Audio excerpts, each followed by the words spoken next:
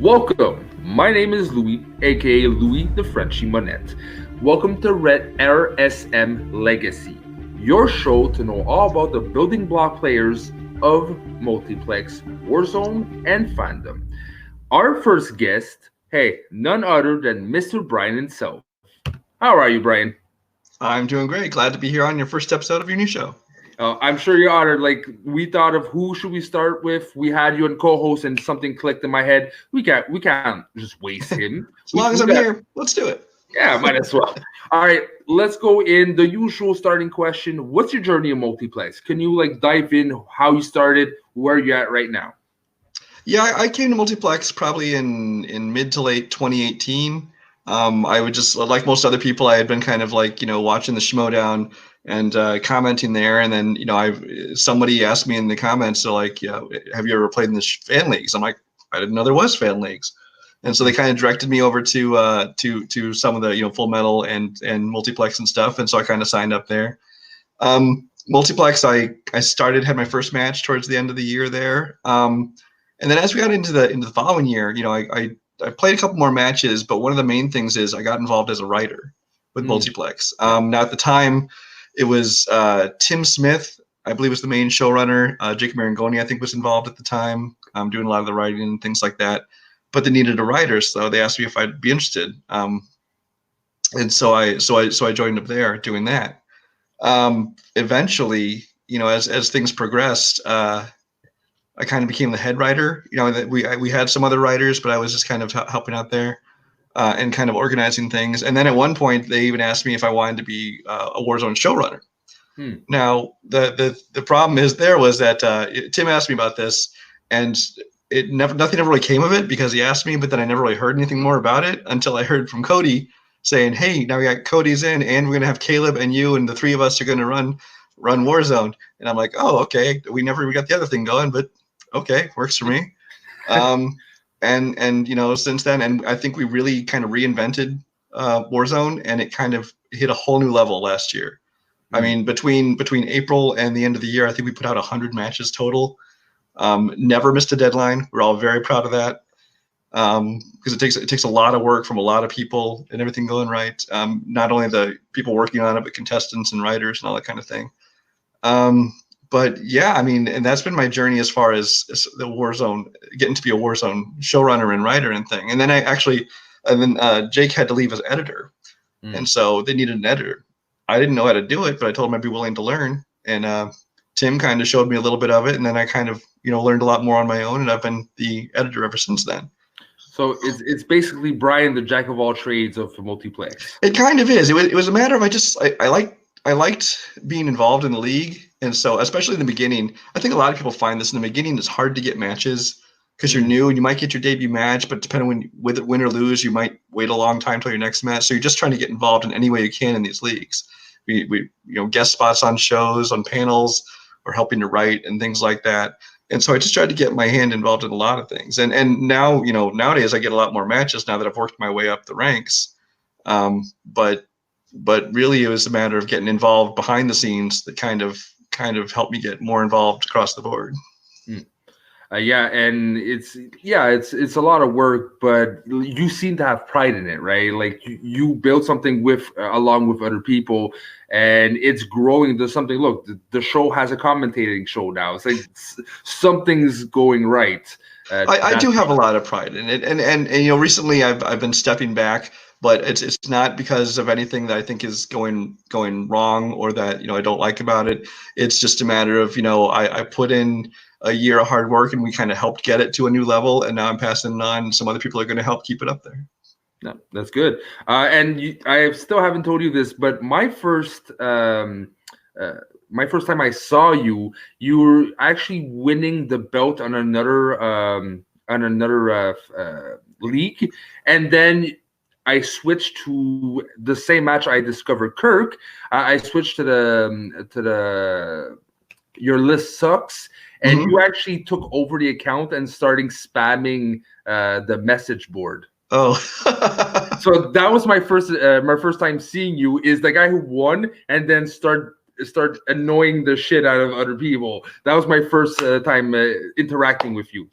Yeah, no, that was a lot of fun. I actually remember that because it was what happened was I think it happened accidentally because when I'm because of editing and things like that, a lot of times I'd logged into YouTube as under the multiplex account so that I can download the videos to edit and things like that.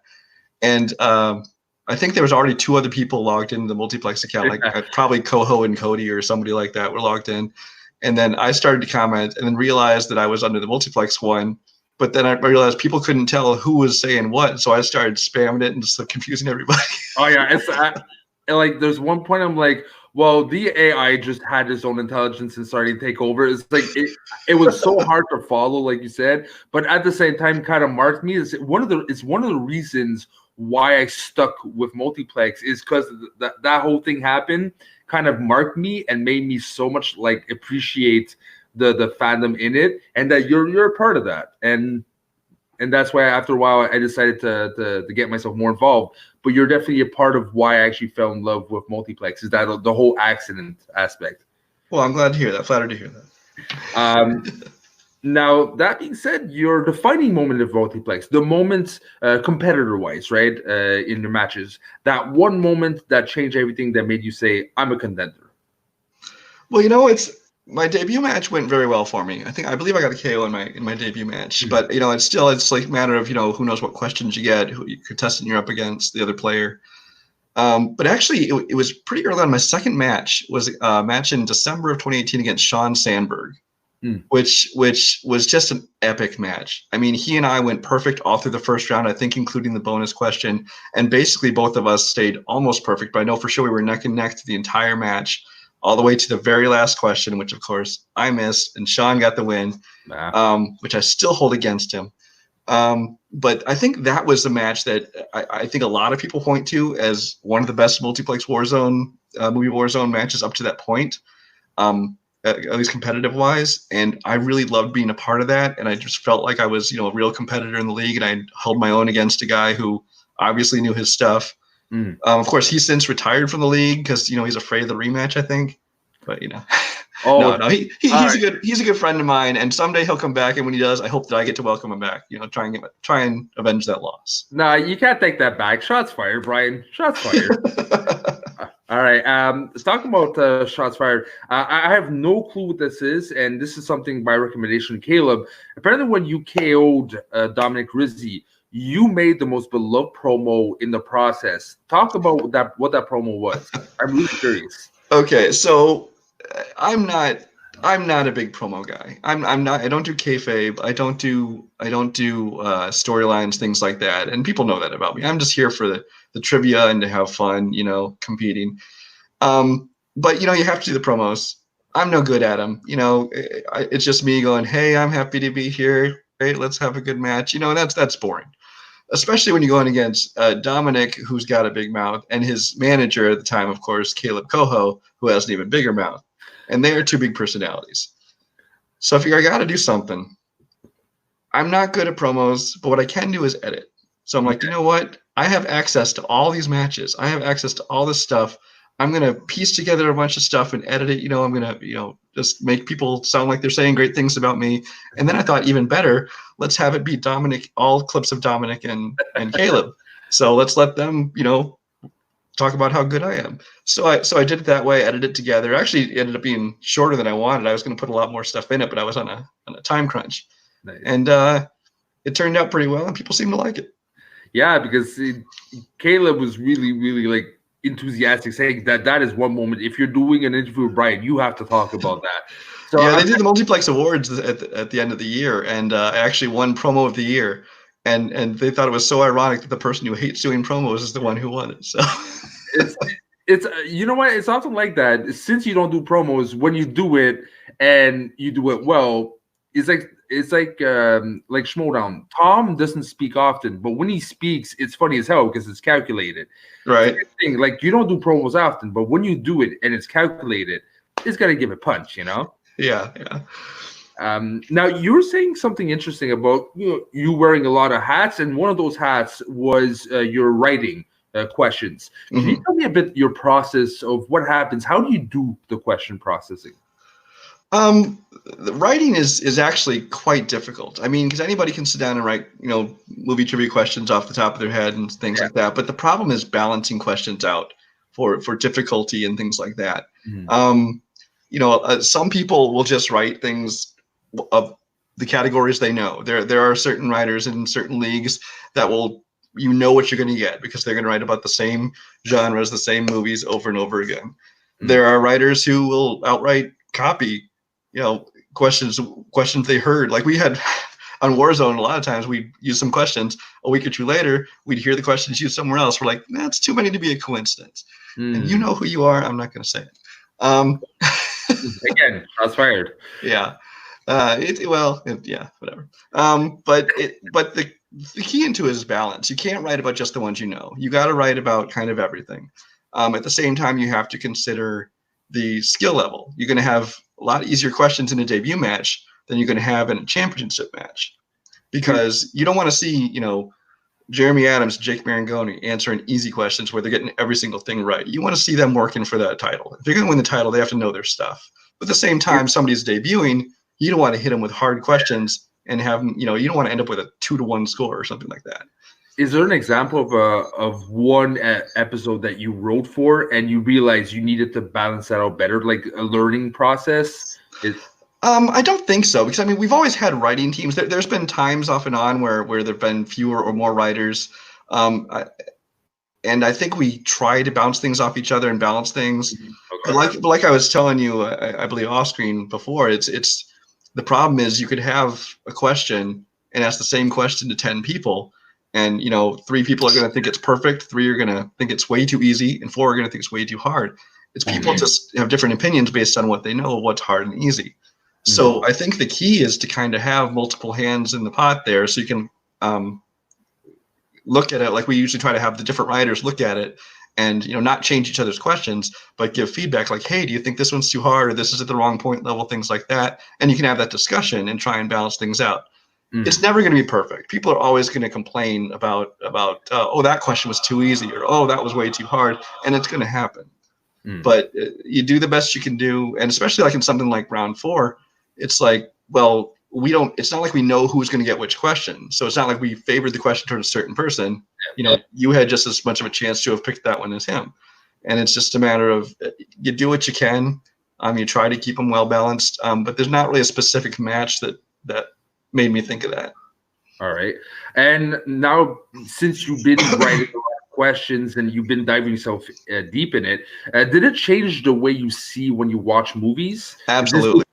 Your brain goes automatically as, oh, I can write a question about that, Well, I mean, even as a player, once you start playing this league, especially if you start playing at the higher levels, anytime you watch a movie, you can't help but think like, "Ooh, that's gonna be a question. Oh, I got to take note of that. I got to watch. That'll be a question." And even more so when you become a writer and you're looking for questions, you watch a movie and think, "Oh, that's a good question." So you write it down and things like that. But at the same time, you don't want to write nothing but questions about movies you just recently watched. So so maybe some of those you write down and put away for a while and bring them out at some point. But. Okay, so you do put them on reserve. You don't always put the questions that you just saw. That's interesting. I didn't think about that. Like reserving those questions for another time, for a rainy day. Yeah, because it's always good to have some questions in your back pocket, because you never know when a match is going to pop up that needs to happen in 2 days and you got to throw together a document. Or you might write questions that, like, we've frequently written questions like, no, this one's too hard for this match, so let's hold that one off for the championship match, and we'll slot it in there instead. Interesting. And now, yeah, we're at okay, true. Could you tell, when you stepped down from being showrunner, you said it was nothing personal, you did it for a year, but what were you feeling? What was your process, and do you miss doing it? I do. It's I mean, it's only been very recently. It's a number of factors came together. It's I did it for I was showrunner for basically a full year. In addition to doing writing and being the head editor for at least the past 9 months, I believe. And so it's a lot. Part of it's burnout.